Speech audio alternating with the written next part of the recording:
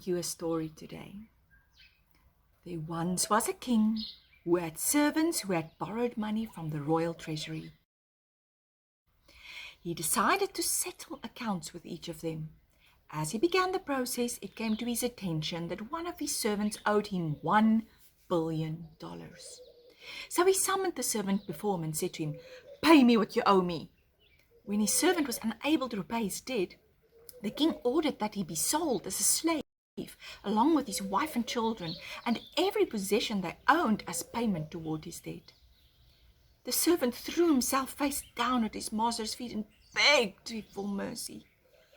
"Please be patient with me. Just give me more time and I will repay you all that I owe." Upon hearing his pleas, the king had compassion on his servant and released him and forgave him his entire debt. No sooner had the servant left when he met one of his fellow servants who owed him $20,000. He seized him by the throat and began to choke him, saying, "You better pay me right now everything you owe me." His fellow servant threw himself face down at his feet and begged, "Please be patient with me. If you'll just give me time, I'll repay you all that is owed." But the one who had his debt forgiven stubbornly refused to forgive what was owed to him. He had his fellow servant thrown into prison and demanded he remain there until he repaid the full debt.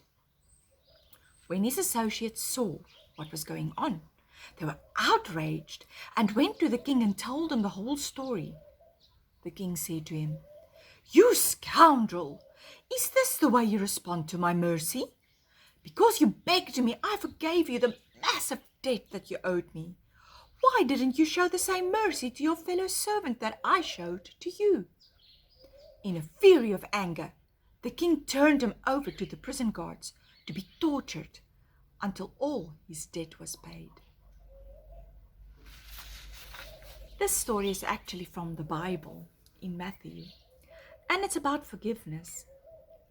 But it's also showing you how much trouble debt can get you into. Whether you're the lender or the borrower, if not dealt with properly, it can just get out of control and spiral completely beyond what you have intended. And it can ruin relationships and ruin lives. So be careful of debt. But there's one way the debt can actually be an investment, and that is with bonds. When you buy a bond, it is very important that you make sure that there's no default risk.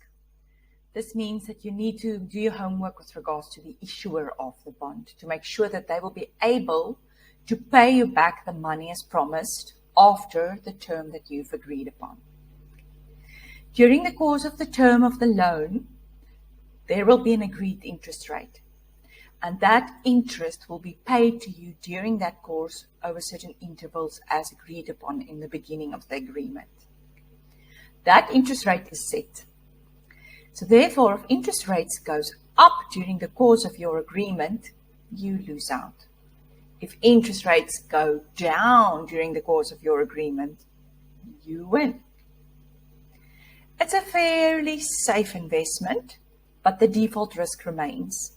So it's important that you do your homework and make sure that they will be able to pay you back. And therefore, I prefer making use of asset managers because they have more resources to be able to make sure that there's no default risk or a reduced default risk.